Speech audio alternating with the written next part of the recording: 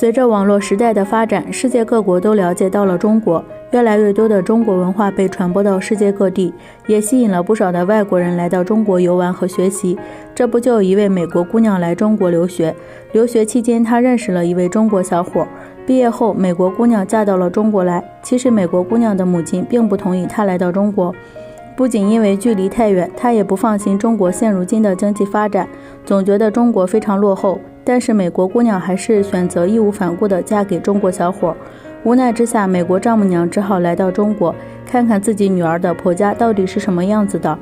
美国丈母娘高调拜访中国亲家，刚下飞机懵了，这真是中国。在很多年前，美国丈母娘就因为工作的原因来到过中国，但那个时候中国还处于发展阶段，在各个方面还是非常落后的。但是这一次她来到中国，一下飞机就懵了，这真是中国吗？他发现一栋栋的高楼耸立在街道两旁，俨然一副大国的形象。而且他和女儿的公婆聊天，发现他们都是识得大体的人，并不是小门小户的小家子气。看到女儿生活在这样的环境中，美国丈母娘表示自己非常放心。